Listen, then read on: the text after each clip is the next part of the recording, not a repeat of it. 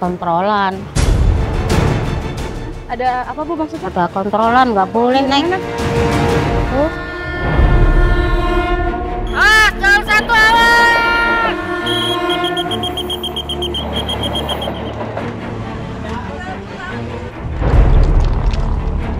Benarkah ekonomi Indonesia berada di ujung tanduk hingga penduduknya nekat bertaruh nyawa demi bisa makan? Ketika pasar tak lagi menggeliat, warga hanya bisa menanti kebijakan yang adil. Benarkah Indonesia sedang tidak baik-baik saja?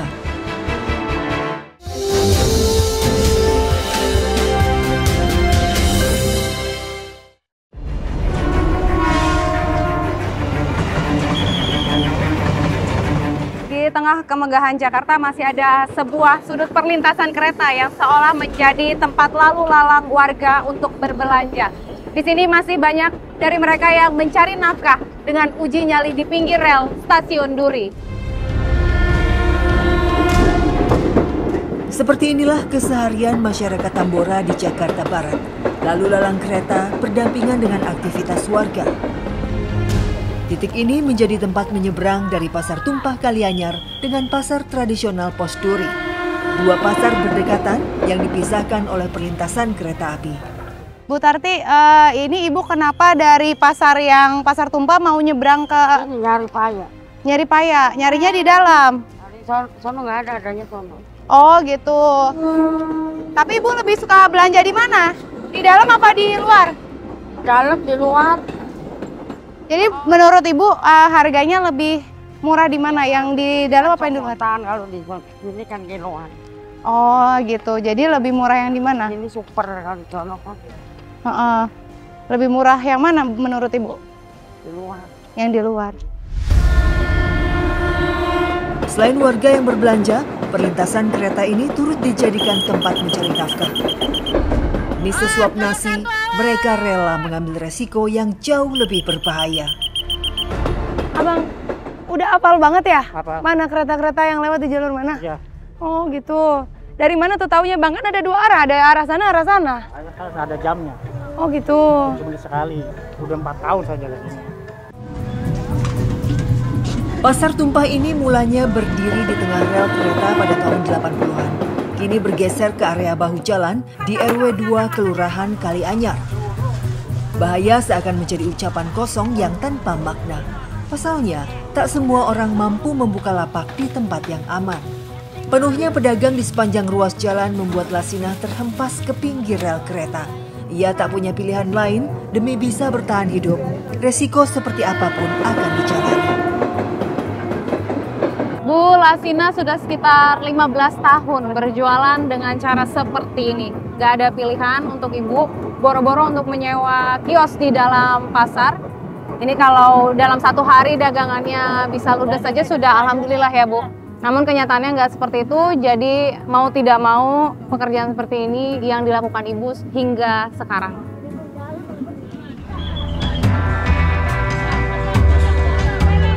Cabai dan bawang tak setiap hari bisa terjual habis. Walau penghasilannya tak menentu, Lasinah masih harus membayar berbagai iuran. Mulai dari iuran harian sebesar Rp30.000, iuran bulanan Rp50.000, hingga iuran tahunan Rp300.000. Iuran ditarik oleh pengurus wilayah dengan dalil kebersihan dan keamanan. Padahal berjualan dekat rel kereta sama sekali tidak aman.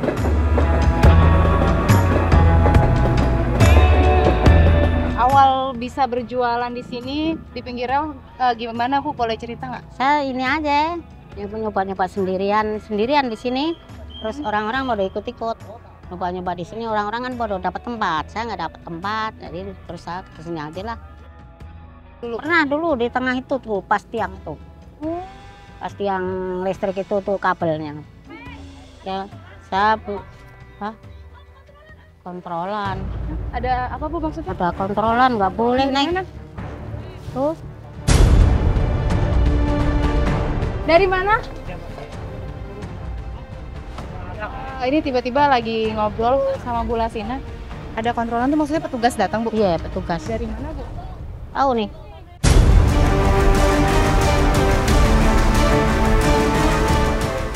Selain resiko nyawa karena berjualan tepat di pinggir rel kereta, Ibu juga beresiko dirazia oleh petugas yang bersiaga. Dan ini selalu tiba-tiba gitu ya Bu ya, tanpa ada pemberitahuan, jadi selalu merasa was-was dengan segala situasi dan di tengah kesulitan yang Ibu jalani.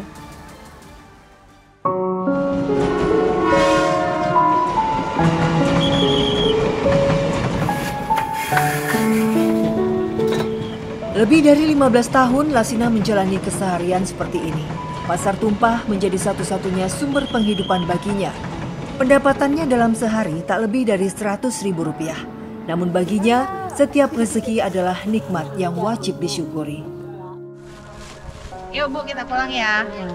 Jadi operasional pasar ini tidak satu hari full. Kurang lebih hanya sampai sekitar jam 11 sudah bubar pasar geproknya. Dan ternyata ibu ini mau pulang ke rumah, rumahnya ada di seberang rel sana. Oh, lewat sini.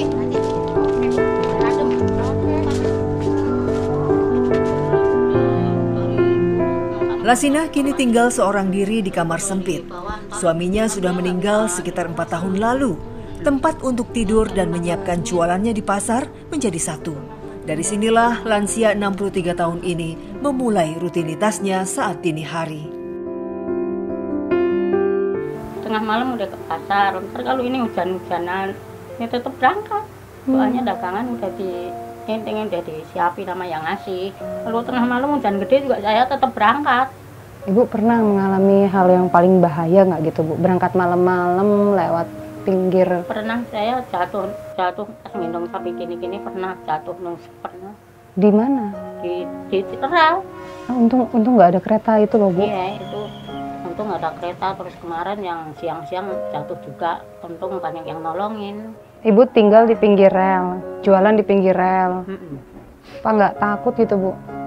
Habis udah kondisinya gitu, mau kemana lagi? Bisa nyarinya itu di situ doang. Sampai punya anak banyak, hidupnya sangsar aja. Anak-anak Ibu kemana? Kenapa nggak ada yang nemenin tinggal di sini sama Ibu? Jauh-jauh semua. Jauh semua di Bogor sama di Tangerang sono yang di tengah sawah. Apa yang bikin Ibu bertahan? Ya penting hidupnya jangan ngerepotin anak aja. Begitu. Saya boleh peluk Ibu nggak?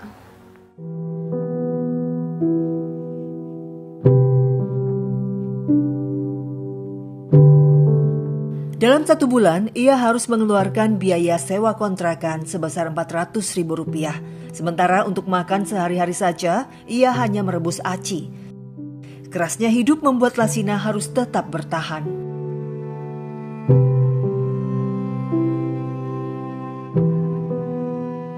Jika penghasilan hariannya kurang dari Rp50.000, Lasina tak mampu untuk belanja ke warung. Jika ada sedikit lebih, ia hanya membeli seadanya, semata-mata untuk menyambung hidup. Saya merantau dari kecil di Jakarta, cuman suami saya udah meninggal. Terus saya punya anak 5, jauh di Tangerang semua. Saya tinggal sendiri di kontrakan. Ya kalau ada apa-apa ya itu sendirian, paling juga tetangga yang ngurusin, yang ngajak ke rumah sakit. Kangen, cuman suka ini lihat di handphone aja. Saya bilang, ya Allah, aku kapan ketemunya? Aku bilang, dari presiden, biar ini aja, biar tahuin rakyat kecil kayak saya ini gitu. Biar nggak susah banget.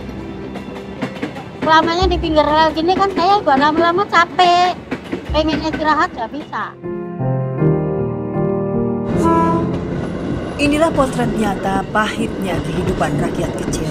Lasina hanyalah satu dari jutaan rakyat miskin yang semakin menjerit.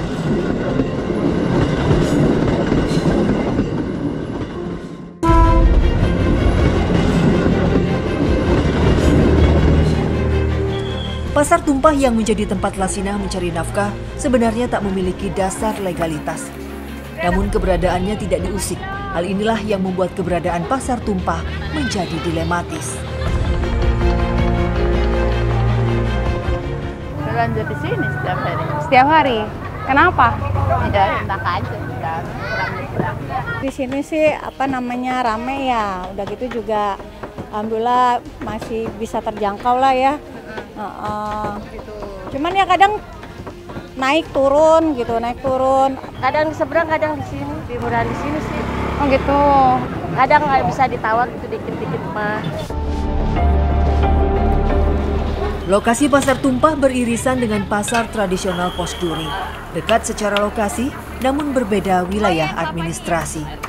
Jika dilihat dari keramaiannya, pasar tumpah jelas menarik lebih banyak pembeli.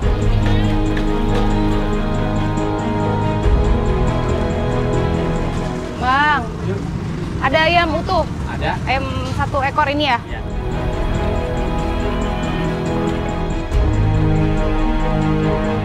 Udah berapa lama berjualan di sini? Hampir 30 tahun. Ini dapat dari mana Pak barang dagangannya, ayamnya? Sebagian lokal, sebagian dari pabrik. Dalam 1 hari biasanya habis semua berapa banyak gitu? Ya, paling kadang ya 2 kintal, kadang 1 kintal setengah. Kenapa katanya di sini terkenal lebih murah daripada di tempat-tempat lain? Kemungkinan penduduk terbanyak di daerah Mari. Oh gitu. Satu, kedua, jadi orang-orang pada senang pada belanja kemari gitu.